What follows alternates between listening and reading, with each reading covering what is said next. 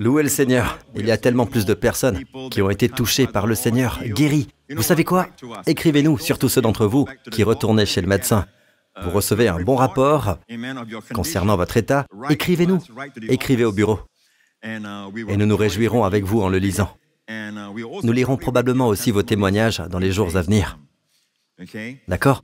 Nous rendons à Dieu toute la gloire et la louange pour tout ce qu'il a fait. Amen. Seul Dieu mérite toute la louange et la gloire. Jésus a dit dans Jean 10, « Le voleur ne vient que pour voler, égorger, détruire.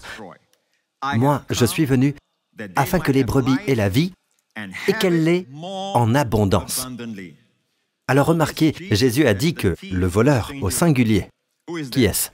C'est le diable. Il vient pour voler.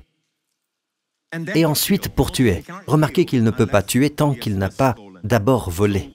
Alors, qu'est-ce que le diable vous vole? Il vole la vérité de la parole de Dieu. Il doit enlever ce que vous croyez être juste. Vous voyez aujourd'hui le monde entier est submergé par toutes sortes d'informations. La seule chose dont nous ne sommes pas trop sûrs, c'est quelles sont les fausses nouvelles, quelles sont les nouvelles fiables, celles qui sont un mélange des deux. Il y a beaucoup de mélanges qui circulent.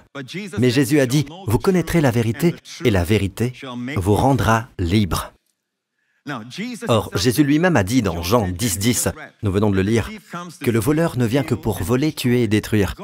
Dieu ne vous vole jamais. Dieu ne tue jamais. Dieu ne détruit pas. Dieu est un bon Dieu. Amen. Alors, voyons-nous aujourd'hui des maladies, la souffrance. Nous avons des guerres, des famines, de la pauvreté, nous avons de la dépression, des gens qui souffrent de toutes sortes de situations stressantes, des personnes en désaccord les unes avec les autres, nation contre nation. Il y a même des nations en ce moment qui se préparent à la guerre. Et on parle de menaces nucléaires, de l'utilisation d'armes nucléaires. Alors, tout cela arrive-t-il? Avez-vous aussi remarqué qu'avec l'avancement de la technologie et de l'intelligence humaine, nous ne sommes pas meilleurs pour autant? Les gens veulent encore se faire la guerre les uns les autres. Dans un cadre restreint, vous voyez que même dans les familles, les relations proches, les gens ont encore des problèmes d'amertume, de ressentiment, de colère, d'absence de pardon. Pourquoi en est-il ainsi? Est-ce le genre de monde dans lequel Dieu nous a amenés? Non. Je regrette de vous dire que nous sommes sur une terre déchue. Mais ce n'est pas ainsi que Dieu a créé la terre. Ce n'est pas ainsi. Le plan du Père pour nous au commencement était que nous jouissions d'une abondance généreuse, que nous jouissions de la santé, de l'intégrité et que nous ne mourions jamais.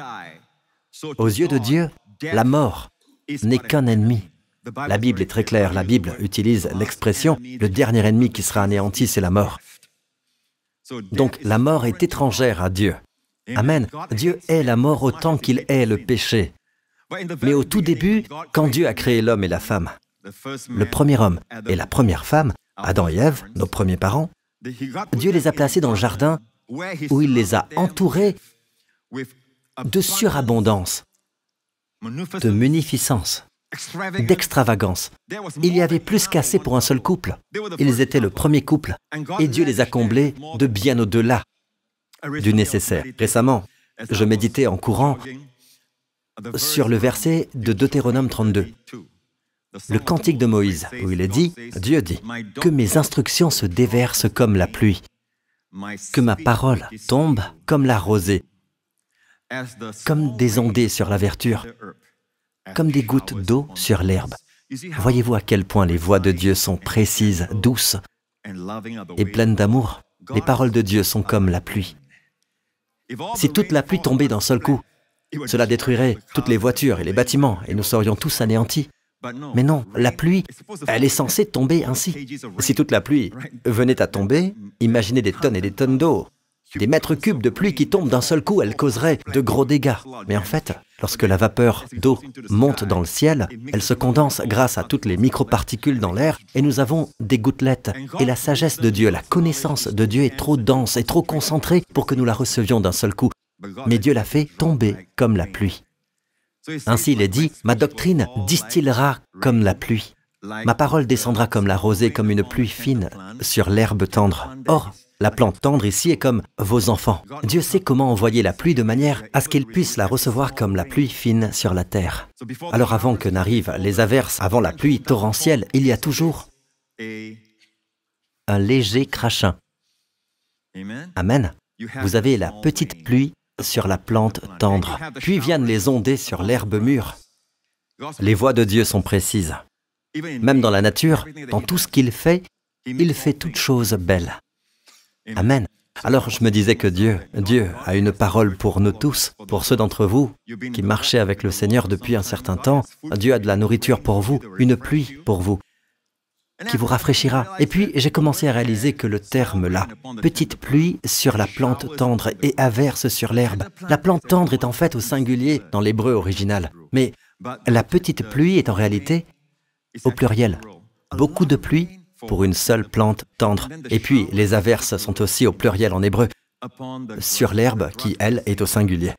Chaque brin d'herbe ne reçoit pas qu'une goutte, mais des averses de pluie. Alors ce que Dieu a pour vous est plus que suffisant. Dieu est un Dieu qui donne au-delà du nécessaire. Donc dans un monde rempli d'égoïsme, d'égocentrisme et de péché, les gens osent spolier ces ressources que Dieu avait données à tous pour être partagées.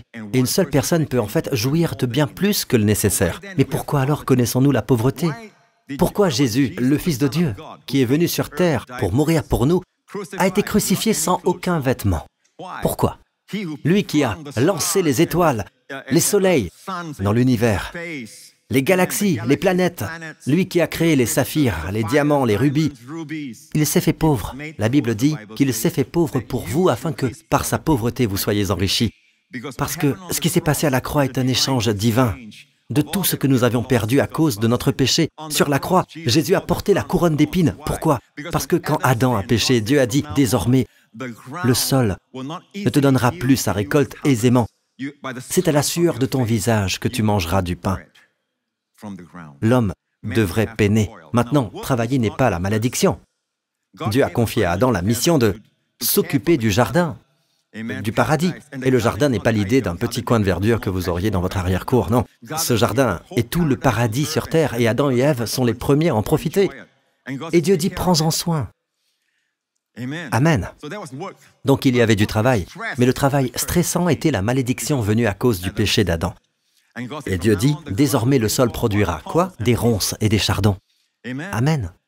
Et c'est pourquoi nous avons des épines et des chardons. Vous savez, Jésus, pour nous racheter dans la passion, il se trouvait dans le jardin de Gethsémanée quelques heures seulement avant d'être crucifié sur la croix. Il était dans le jardin en train de prier. Et la Bible dit qu'il a tellement transpiré que ses capillaires ont éclaté. Or, c'est un état que les scientifiques décrivent comme ne pouvant se produire que sous une immense pression, sous un stress extrême. Les capillaires éclatent et se mélangent à votre sueur. Et vous vous retrouvez littéralement à suer du sang. C'est un phénomène très rare, mais cela arrive. Et Jésus a sué du sang. Et le sang est tombé sur le sol. Qu'est-ce que cela nous indique? Eh bien, la Bible dit que nous sommes tous rachetés par le sang précieux de Christ. Il n'y a pas de péché dans le sang de Jésus. Il est né d'une vierge. Le sang qui était en lui venait du Père et ce sang était là pour être versé. Il est venu mourir pour nous. Amen. Parce que nous avions besoin d'être rachetés. Car la création a été assujettie à la vanité. Il n'y a pas d'espérance dans la création. Peu importe à quel point votre alimentation est saine, vous mourrez. Peu importe tout le sport que vous faites, vous mourrez. Amen. Mais Jésus est venu apporter le don de la vie éternelle en son nom. Alléluia! Louez le Seigneur. Et le premier domaine qu'il a couvert pour nous se situe justement dans un jardin parce que ce qui est arrivé à nos premiers parents s'est passé dans un jardin. Donc Jésus, pour nous racheter, se trouvait dans le jardin, un autre jardin, mais cette fois, il a sué du sang. Et plus tard, on lui a posé la couronne d'épines sur la tête. Pourquoi a-t-il sué du sang? Parce que son sang possède une propriété rédemptrice, un pouvoir de rachat, vous rachetant du marché de l'esclavage, vous rachetant de la malédiction, vous rachetant hors des ténèbres moyennant un prix, et ce prix était son précieux sang. Et par son sang, il nous a tous rachetés de la malédiction qui est tombée sur l'humanité quand celle-ci a péché, quand Adam a péché. Dieu dit, c'est à la sueur de ton visage que tu mangeras du pain. En d'autres termes, toutes les bonnes choses de la vie ne peuvent venir que par votre sueur, par votre dur labeur, par vos peines. Eh bien, tout cela a été racheté pour nous par Jésus-Christ quand il a sué du sang. À cause de la vertu rédemptrice de son sang. Quand sa sueur et le sang se sont mêlés, il nous a tous rachetés de la malédiction de la sueur humaine. Ainsi, aujourd'hui, nous recevons les bénédictions, la belle vie, la vie en abondance comme un don, pas par notre sueur, notre sang et nos larmes, pas par nos efforts humains, mais par sa grâce. L'une des choses les plus difficiles pour les gens, c'est de recevoir un cadeau. Avez-vous remarqué cela? Nous autres Singapouriens, tout particulièrement. Vous savez, quand on nous offre un cadeau, on dit toujours « Oh, je ne peux pas accepter, non, non, non, je ne peux pas. » Pas possible, n'est-ce pas? Par exemple, vous allez en Amérique et on vous propose un morceau de gâteau. Tenez, prenez un morceau de gâteau. Oh non, non, non, non, ça va. Pas vrai? Nous ne disons même pas « ça va », nous disons « ça va, ça va ». N'est-ce pas? Ça va. Ils insistent, mais non, prenez un morceau de gâteau, il est délicieux, ce gâteau est vraiment bon. Oh non, ça va, merci. Nous devons au moins dire ça va 3 fois pour montrer que nous sommes bien élevés. N'est-ce pas? Alors, je l'ai déjà dit 2 fois, là. Propose-moi encore, insiste encore une fois. D'accord. Et s'ils ne vous le proposent plus et disent, bon d'accord, peut-être qu'ils pensent que vous êtes au régime. Ils ne veulent pas vous mettre mal à l'aise et donc ils disent, bon. Et vous répondez, oh. Mais qu'est-ce qui se passe? Vous êtes censé me le proposer encore une fois, non? Nous ne savons pas dire merci et ensuite recevoir. Pas vrai? Donc la meilleure chose que vous puissiez faire, c'est de dire merci. Amen. Quand vous dites merci, vous déclarez « ce n'est pas mon effort, ce n'est pas mon sang, ma sueur, et mes larmes, c'est un cadeau. Et je reconnais celui qui donne. » Et vous faites plaisir à celui qui offre également. Louez le Seigneur. Amen. Ce que vous avez reçu à l'instant, ceux d'entre vous qui avez été guéris, c'est un don. Ce n'est pas parce que vous l'avez mérité, vous n'avez pas tenu bon en disant « Dieu, je te promets qu'à partir de maintenant, je vais aller à l'église. » D'accord? La guérison ne vient pas ainsi. En fait, si vous faites cela, il se peut que vous ne soyez pas guéri. Non pas parce que vous voulez aller à l'église, d'accord? Mais parce que vous essayez de marchander avec Dieu, et Dieu ne marchande pas. Amen. Dieu veut que nous recevions par grâce. Amen. Le considérant comme le grand donateur, et nous comme les objets de son amour, les bénéficiaires. Savez-vous que le fait même d'être sauvé de l'enfer est un don? Mais si je vous fais un cadeau, retenez ceci, d'accord? Si je vous fais un cadeau, c'est gratuit pour vous, mais cela me coûte quelque chose. Amen. Même pour pardonner, les mots « par » et « donner » sont là. Pour pardonner à quelqu'un sa dette, disons qu'il vous doit de l'argent, d'accord, et qu'il ne peut pas vous payer. Vous lui remettez sa dette. C'est gratuit pour lui, il n'a plus à payer. C'est le pardon. Mais vous devez supporter la perte, n'est-ce pas? Dieu nous pardonne nos péchés. C'est gratuit pour nous, mais cela a coûté son Fils. Son Fils doit descendre. Et son Fils a choisi de venir. Amen. Il a choisi d'aller à la croix et de donner sa vie pour nous sur cette croix, portant nos péchés en son propre corps. Pourquoi? Nous revenons encore une fois au jardin. Amen. Non seulement Dieu dit, c'est à la sueur de ton visage que tu mangeras du pain. Dieu dit, à partir de maintenant, en fait, Dieu a dit à Adam, le jour où tu mangeras de l'arbre de la connaissance du bien et du mal, tu mourras certainement. Autrement dit, en mourant spirituellement, tu finiras par mourir physiquement un jour. Mais à partir de ce jour où l'homme a mangé de ce fruit, l'homme est mort à l'intérieur, spirituellement. Vous voyez, mes amis, laissez-moi juste vous dire ceci, vous n'êtes pas juste un corps. Vous n'êtes pas qu'un esprit au sens de l'intellect, vous êtes un esprit au sens spirituel. Dieu vous a créé esprit. La Bible dit qu'au commencement, Dieu a créé les cieux et la terre. Quand Dieu a fait l'homme, Dieu a dit « faisons ». Avez-vous remarqué le mot « faisons » dans votre Bible? La seconde 21, « faisons ». C'est au pluriel, n'est-ce pas? Mais un seul Dieu, une triunité, un seul Dieu. 3 personnes distinctes, un seul Dieu, Père, Fils et Saint-Esprit. Dieu dit, faisons l'homme à notre image. Dieu vous a également fait triunité, parce que vous êtes créés à l'image de Dieu. Voyez, vous êtes un esprit, vous demeurez à l'intérieur, amen. Nous tous, nous sommes des êtres spirituels. C'est pourquoi nous pouvons percevoir les choses spirituelles bien avant que notre esprit rationnel ne les comprenne. Nous pouvons ressentir les choses intuitivement, bien avant que notre compréhension ne nous explique ce qui se passe. Notre esprit est plus rapide que notre cerveau. Parfois, nous pouvons sentir. C'est pour cela que les jeunes enfants, eux, peuvent percevoir les gens mauvais. Ils comprennent qu'ils n'aiment pas certaines personnes plus vite que nous. Leur esprit est vivant. Amen. Quant à nous, nous ne réalisons pas que nous pensons simplement être notre corps. Nous ne sommes pas notre corps. Notre corps fait partie intégrante de la création de Dieu parce que Dieu nous a fait tripartite. D'accord? Vous êtes un esprit. Vous avez une âme qui correspond à votre intellect et vos émotions. D'accord? Votre volonté, votre intellect, vos émotions constituent ce que nous appelons l'âme. Vous n'êtes pas cela, l'âme n'est pas l'esprit. L'esprit, c'est l'esprit, nous dit la Bible. L'esprit est à l'image de Dieu. Dieu est esprit. Dieu nous a tous fait esprit. Ensuite, nous avons une âme et nous vivons dans un corps. Amen. Donc, avec le corps, vous contactez le monde physique. Avec l'esprit rationnel, le monde intellectuel. Mais avec l'esprit, vous contactez Dieu. Et cette partie-là, quand l'homme a péché, a été séparé de Dieu. Cette partie est morte. Quand la Bible dit que vous devez naître de nouveau, c'est à cette partie qu'elle fait référence, le vrai vous. Et c'est pourquoi vous pouvez avoir beaucoup d'argent et pourtant être un pauvre homme avec beaucoup d'argent. Parce qu'au fond, c'est mort.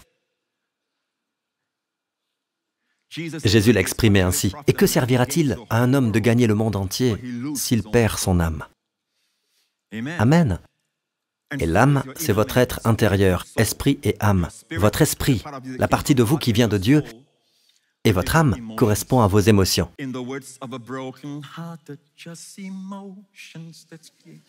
Voyez cette partie de vous. Vous vous rappelez des années 70? J'étais très jeune à l'époque. C'est cette partie, l'âme, c'est ça, l'âme. Votre esprit et votre âme constituent votre être intérieur, mais vous vivez dans un corps. Alors si je meurs maintenant, ce que je ne ferai pas, j'essaierai de ne pas le faire, par la grâce de Dieu. D'accord? Si je meurs maintenant, pouf, mon corps tombe, n'est-ce pas? Moi, je sortirai de mon corps. C'est le vrai moi. Je regarde en bas et je dis, waouh, qu'est-ce que ce beau cadavre fait là? Pourquoi vous riez tous? D'accord, aucun cadavre n'est beau, c'est vrai. Donc je sors de ma demeure, mais je ne peux plus vous appeler. Pourquoi? Mes cordes vocales par lesquelles je communique avec le monde physique, ces cordes ne sont plus avec moi. Elles sont là, en bas. N'est-ce pas? Mais je suis toujours vivant. Comment l'expliquer? Il doit bien y avoir un endroit où m'accueillir, le ciel ou l'enfer. Nous savons que la mort n'est pas naturelle. C'est pourquoi nous n'aimons pas aller aux funérailles. Nous y allons par amour, par respect pour les personnes présentes, mais nous n'aimons pas y être. Nous aimons assister au mariage, c'est une célébration de la vie et des naissances nouvelles, mais nous n'aimons pas la mort parce que nous savons que la mort est étrangère à notre nature. Vous avez raison, mon ami, vous le ressentez dans votre esprit parce que la mort n'était jamais censée exister. Et aujourd'hui, nous célébrons la résurrection de Jésus-Christ. Pourquoi? Parce que Jésus est ressuscité d'entre les morts, pas de manière métaphysique, pas de manière éthérée.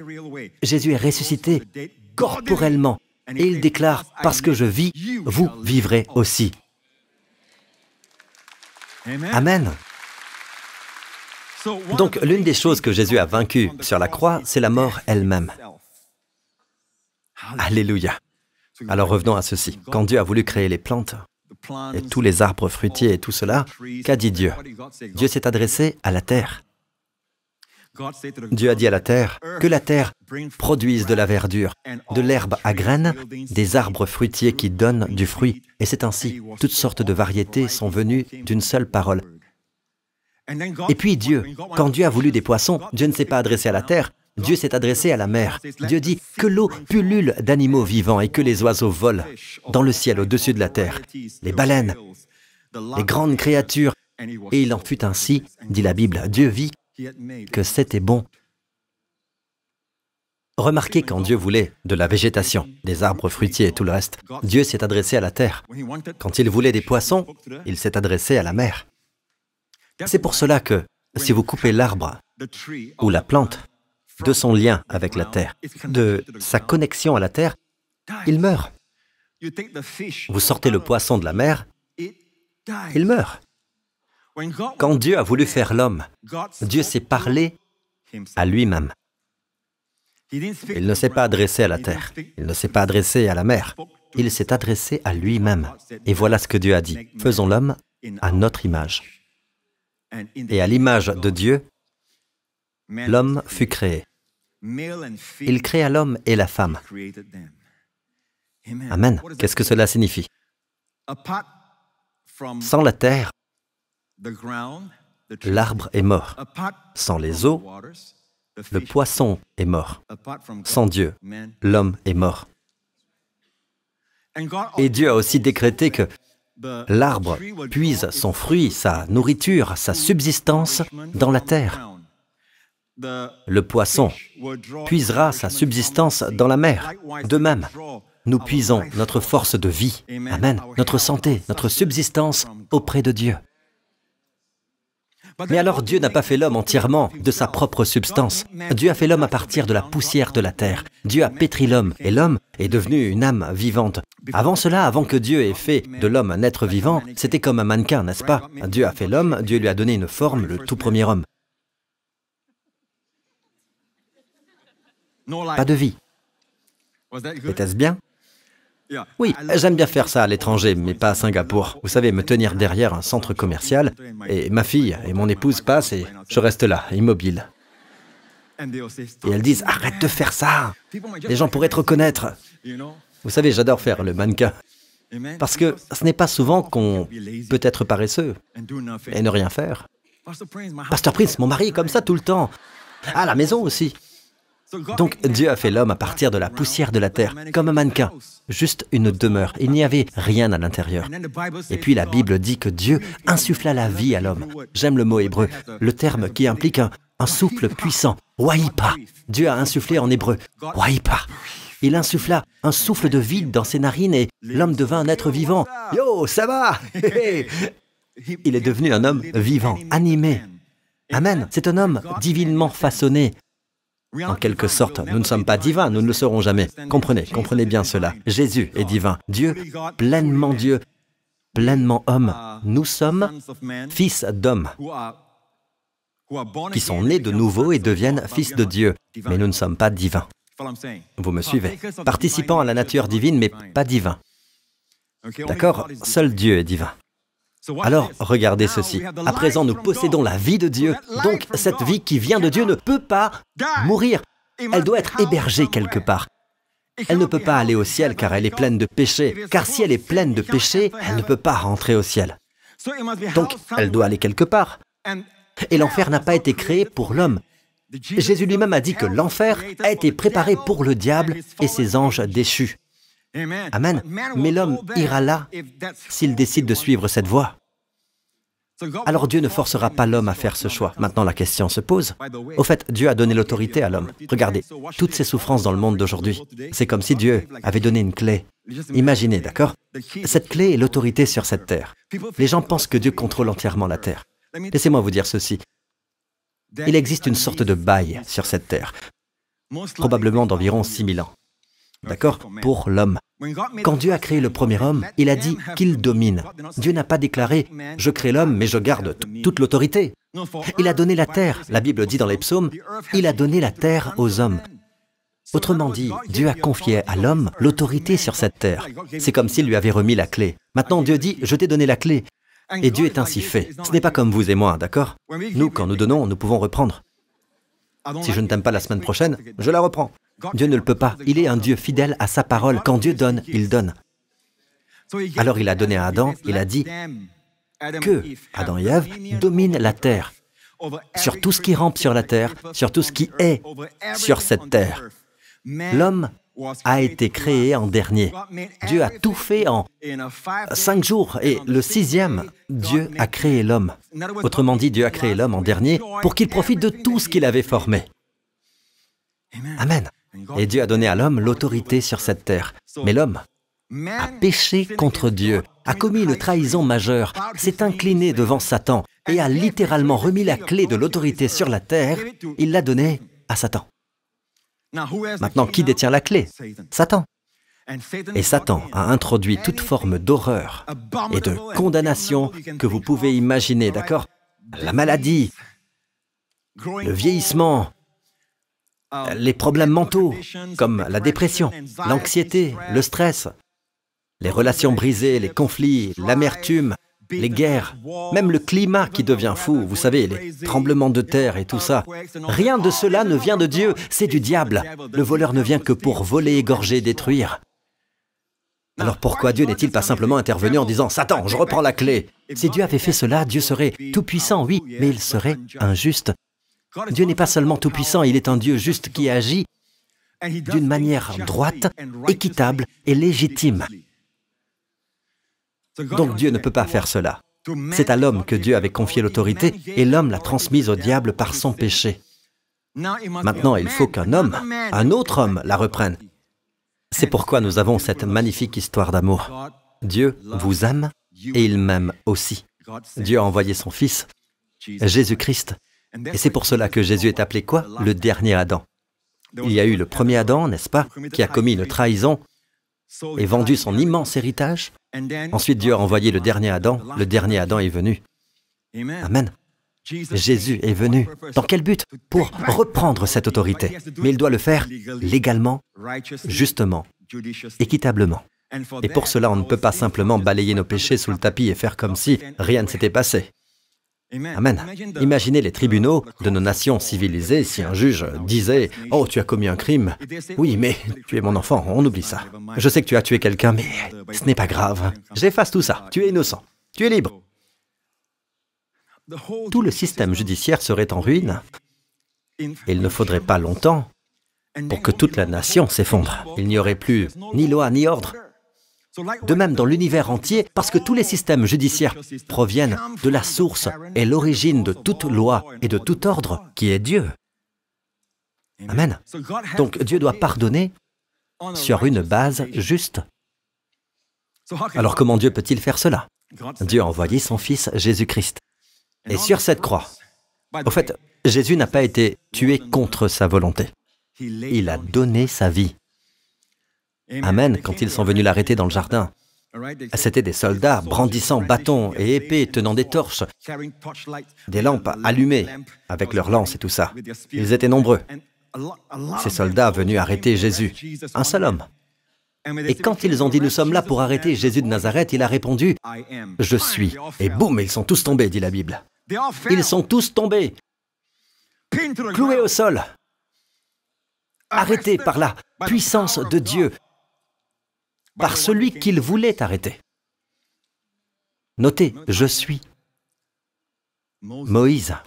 Beaucoup d'entre vous ont vu les 10 commandements, n'est-ce pas? Moïse avait demandé à Dieu son nom quand il a vu le buisson ardent qui brûlait mais ne se consumait pas, ne disparaissait pas. Il a dit, Dieu. Dieu était dans le buisson en feu. Et Moïse, il a demandé à Dieu, quel est ton nom? Si le peuple d'Israël me demande quel est ton nom, que leur répondrai-je? Dieu dit à Moïse, je suis celui qui suis. Donc quand ils sont venus arrêter Jésus et que Jésus a dit « Je suis », ils sont tous tombés.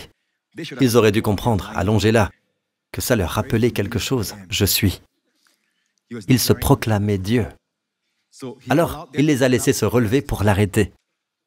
Amen. Permettez-moi de vous dire, Jésus n'était pas, vous savez, un faible, d'accord?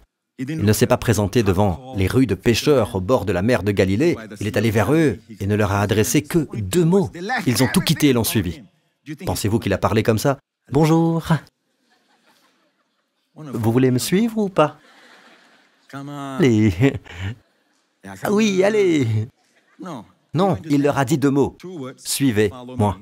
Des hommes forts, d'accord? Des hommes un peu bourrus, avec un langage parfois cru. Ces pécheurs ont tout abandonné pour le suivre. Il y avait chez Jésus un caractère magnétique, une force d'attraction. C'est un homme accompli. Vous avez peut-être entendu cette expression, un homme, un vrai, mais c'est la vérité. C'est un homme, un vrai. Il est venu pleinement comme un homme, et ils ont tout laissé pour le suivre. Dans le jardin, quand il s'est avancé, il leur a demandé « Qui cherchez-vous à arrêter ?»« Nous cherchons Jésus de Nazareth. » Il a fait un pas, « Je suis. » Ils sont tous tombés à la renverse. Donc, vous voyez, il aurait pu fuir, il aurait pu sortir de là. Mais non, il est venu pour mourir. Il les a laissés l'arrêter. Et ils ont été choqués lorsqu'il s'est offert sur la croix pour mourir pour nos péchés. Parce que vos péchés et les miens doivent être payés. Ainsi, sur cette croix, un échange divin a eu lieu. Amen. Dieu a pris tous vos péchés et les a placés sur Jésus. Et Dieu a pris toute la justice de Jésus et l'a créditée à votre compte. Ainsi, Dieu a traité Jésus comme s'il était le pire pécheur sur la croix. Et Dieu vous traite aujourd'hui comme si vous étiez la meilleure personne ayant jamais vécu, avec toutes ses bénédictions et sa faveur sur vous. Vous dites, « Je ne le mérite pas !» Je dis que Jésus non plus ne méritait pas de devenir péché sur la croix. Mais Jésus est devenu péché sur la croix. De la même manière, vous ne le méritez pas. Moi non plus, moi, le pasteur Prince. Je ne mérite pas d'être juste, mais je suis juste aux yeux de Dieu. Vous savez pourquoi? Je reçois son don. Comment Jésus est-il devenu péché à la croix? Il a pris vos péchés et les miens dans son propre corps. Comment vous et moi pouvons-nous être justes aujourd'hui? Nous recevons sa justice. Mais c'est là le cœur du sujet. Vous devez la recevoir. Ce n'est pas automatique. Voyez, quand Dieu a créé l'homme, Dieu l'a fait avec un libre arbitre, n'est-ce pas? Aujourd'hui, nous avons l'intelligence artificielle, des robots, etc. Et ils ne valent que ce que nous y programmons. Ils n'ont pas de libre choix, pas de libre volonté, ils ne peuvent pas choisir par eux-mêmes, ils sont programmés. Voudriez-vous épouser une IA? C'est une question risquée à poser au XXIe siècle en vérité. Certaines personnes pourraient répondre oui. Enfin bref, il y a même des livres et des films qui parlent de tomber amoureux d'eux. Oh là là! De toute façon, en général, pour vous tous qui êtes saints d'esprit, voudriez-vous épouser un robot, une IA? Bien sûr que non, amen. Dieu ne veut pas d'un être qu'il a créé à son image et qui n'ait aucun libre choix. Mais c'est le point crucial, voyez-vous. Quand Dieu a fait l'homme et la femme, Dieu les a entourés de tant de... Il ne faudrait pas dire tant de choses, mais plutôt de tout ce qui était bon pour eux, bénéfique pour eux, abondant pour eux, riche pour eux. Tout était pour eux. Tout autour d'eux était bon. Les gens demandent pourquoi Dieu a-t-il mis l'arbre au centre du jardin et leur a dit de ne pas en manger. Dieu devait le faire. Parce que s'il a créé un homme avec un libre choix et qu'il l'entoure de tout ce qui est bon pour lui et qu'il dit, souvenez-vous, mon conseil, c'est de choisir le bien. Vous voyez ce que je veux dire? Tout ce que je choisis est bon, non? Donc, pour que le côté judiciaire de Dieu soit mis en valeur, soit révélé, comme le diable lui-même dirait, laisse à l'homme la liberté de choisir, il doit exister au moins un arbre qui amène l'homme à choisir s'il veut encore Dieu ou non. Malheureusement, c'est précisément cet arbre-là que le diable lui-même est venu montrer. Dieu est-il généreux? Au fait, le diable rend toujours Dieu plus avare qu'il ne l'est vraiment. D'accord? Dieu est un bon Dieu. C'est lui qui vient pour donner et donner, pour bénir et bénir, pour guérir encore et encore, pour vous édifier encore et encore. Amen. Il ne vient pas pour tuer, voler ou détruire. C'est le diable qui fait ça. Le diable est venu vers Ève et a dit, « Hé, es-tu sûr que Dieu ne veut pas que vous mangiez de tous les arbres du jardin? » Comme si Dieu n'était pas généreux. Et elle a répondu, « Non, non, non, on peut manger des arbres, mais de ne pas manger de cet arbre, et ni de le toucher. » Elle a ajouté la parole de Dieu. Savez-vous où était Adam tout ce temps? Il était là. Il écoutait le serpent parler à sa femme. Et sa femme répondre au serpent. Et le serpent répondre à sa femme. Et il attendait sans rien dire. C'est pourquoi Adam rime avec « attends ». Le mal règne quand les hommes de bien gardent le silence. Et beaucoup de fils d'Adam sont toujours là. Mesdames, ne dites pas amen. Messieurs, nous devons parler, sinon le diable met la dépression dans l'esprit de votre épouse, l'anxiété, les soucis et tout cela, à moins que vous ne parliez. D'accord? Stop. C'est un sermon sur le mariage, d'accord? C'est pour une autre fois. Revenez régulièrement, nous en parlerons. Bon, de toute façon, l'homme doit choisir. Maintenant, une fois que l'homme choisit le mauvais côté, Dieu ne peut pas dire « Ah là là, mes enfants, bon, allez, on oublie ça. Dieu ne peut pas faire cela. Dieu doit ramener l'homme de manière juste, légale. D'où la croix de Jésus-Christ. Là, tous les péchés de l'homme sont tombés sur Jésus. Il est mort à notre place. Je veux que vous vous détendiez. Nous avons une petite vidéo à vous montrer. Mais sachez ceci, même si c'est animé, c'est quelque chose que j'ai vu dans mon esprit il y a de nombreuses années et que j'ai tenté de faire produire par notre équipe de création. Mais cela contient l'essence de l'Évangile car tout est vrai. Voilà ce qui s'est passé dans le monde spirituel quand Jésus était suspendu à la croix. Installez-vous.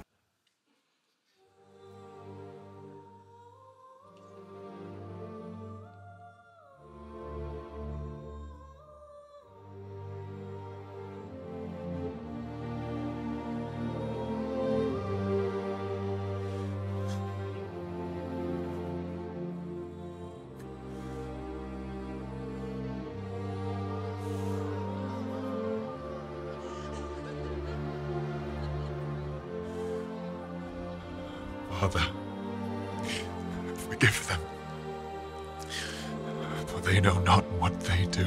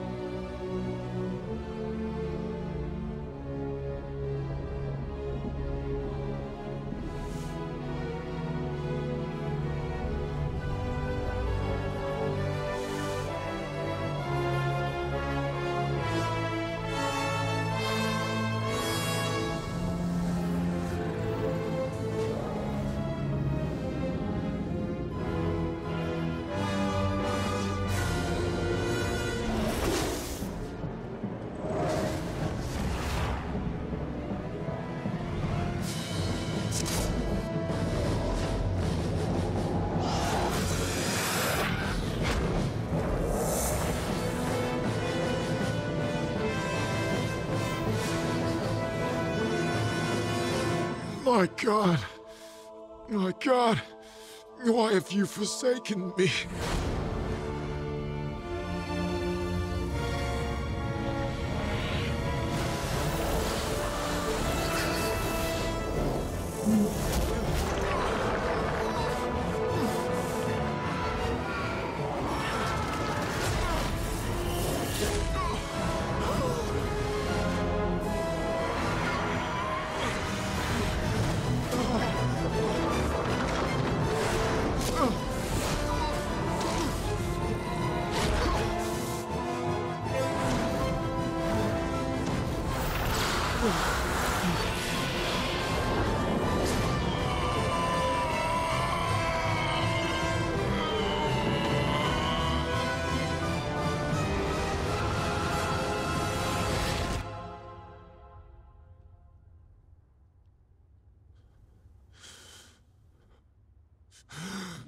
Finished!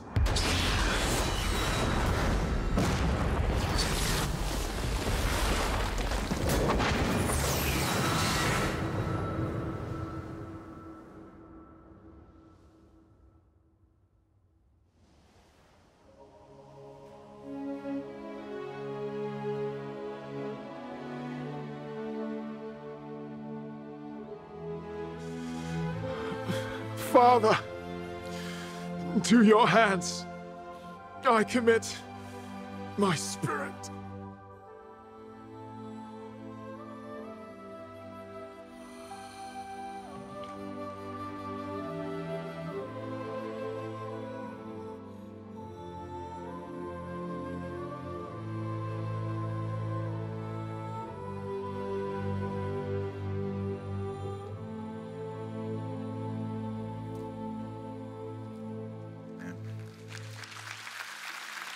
L'une des dernières paroles que Jésus a criées sur la croix fut « Tout est accompli ». Qu'est-ce qui est accompli? Ce pourquoi il est venu. La Bible relate la jeunesse de Jésus en un seul passage, quand il avait 12 ans. Il a dit à ses parents alors qu'il était dans le temple, « Ne saviez-vous pas qu'il faut que je m'occupe des affaires de mon Père? Les affaires du Père, c'est de chercher ce qui est perdu, de guérir ce qui est brisé, de ressusciter ceux qui sont morts. Et sur la croix, il a crié, « Tout est accompli ». La mission qu'il était venu accomplir était terminée. La loi, les 10 commandements ont été accomplis en Christ. Alors quand vous croyez en Christ, Dieu vous donne une note A+ pour ce qui est des 10 commandements, comme si vous les aviez tous observés.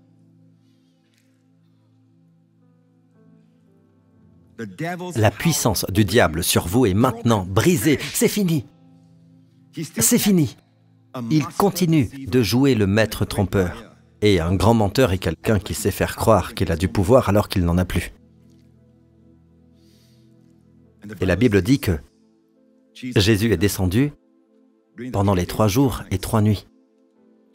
Après avoir payé pour nos péchés, il est descendu dans un lieu appelé Sheol, c'est-à-dire l'enfer.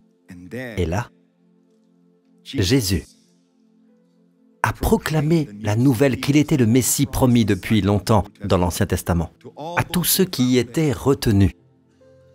Ce n'est pas le purgatoire, c'est un autre enseignement en soi. Tous ceux qui étaient justes, qui avaient cru en la venue de Jésus-Christ avant que Jésus ne vienne.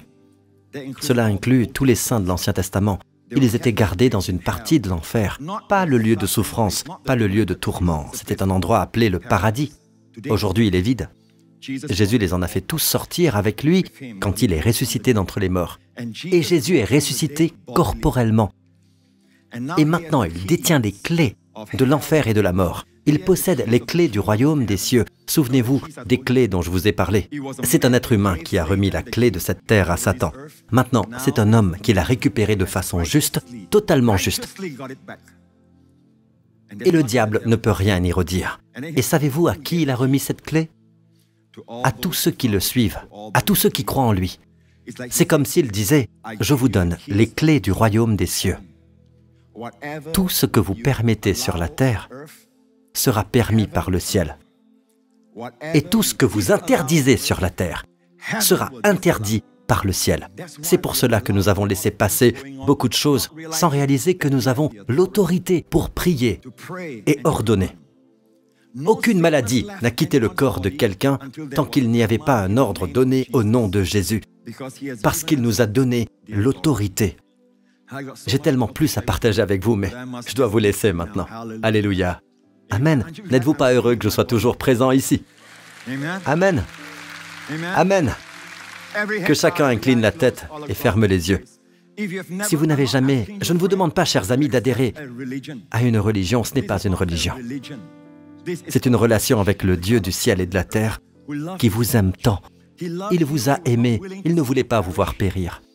Il a envoyé son Fils prendre votre place sur cette croix. Et le Fils a payé le prix afin qu'aujourd'hui, même si vous n'êtes pas parfait, même si vous échouez, Dieu vous crédite quand même un A+, en ce qui concerne la justice. Dieu a fait de son Fils le péché à cause de votre péché, afin que vous deveniez juste de sa justice. Et le troisième jour, il est ressuscité, triomphant de la mort, nous montrant à nous tous qui croyons en lui que la mort n'est pas la fin. La mort a été vaincue. Ô mort, où est ta victoire? Ô tombeau, où est ton aiguillon? Alléluia! Si c'est votre désir de placer votre confiance en Jésus-Christ, je veux vous aider dès maintenant. Faites cette prière avec moi, du fond du cœur. Père Céleste, Père Céleste, je te remercie parce que Jésus-Christ est mon Seigneur et mon Sauveur. Je te remercie de ce qu'il est mort sur cette croix pour tous mes péchés, durant toute ma vie, ont été payés à la croix. Et je suis totalement pardonné, profondément aimé et hautement favorisé. Jésus-Christ est mon Seigneur. Merci, Père. Au nom de Jésus. Amen. Gloire à Dieu. Si vous avez prié ainsi, vous êtes désormais un enfant de Dieu. Votre esprit intérieur est maintenant vivant. Nous appelons cela la nouvelle naissance. Amen. Et maintenant, votre part, c'est la vie en abondance. Mettez-vous debout, s'il vous plaît. Encore plus, la vie et la vie en abondance, mes amis. Amen. Revenez sans cesse à l'église. Oui, voici mon fils. Tu veux prêcher un peu? Voici notre manuel du fabricant. Amen. Continuez de revenir.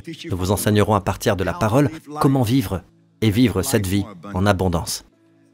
Il est venu ici pour vous bénir, vous tous, d'accord? Avec moi. Alors, levez vos mains partout dans ce lieu. Vous qui venez de faire cette prière pour recevoir Jésus pour la première fois, revenez écouter la parole de Dieu qui vous libérera. Amen. Levez vos mains, vous tous ici présents et tous ceux qui regardent en ce moment. Cette semaine à venir, je crois que la bénédiction va donner la direction et la couleur de toute votre semaine pour vous et votre famille. Que l'Éternel vous bénisse et vous garde. Qu'il vous bénisse avec les bénédictions du Père Abraham. Et que l'Éternel vous garde vous préserve, vous et vos proches, pendant toute cette semaine, de tout mal, de tout danger, de toute la puissance du malin. Que l'Éternel fasse briller son visage sur vous et vous accorde sa faveur. Puissiez-vous trouver la faveur de Dieu dans tout ce que vous entreprenez. Que l'Éternel tourne son regard vers vous et les vôtres et qu'il vous accorde, à vous et vos familles, son shalom, sa paix et son bien-être, au nom du Seigneur Jésus. Et le peuple de Dieu dit Amen. Que Dieu vous bénisse tous.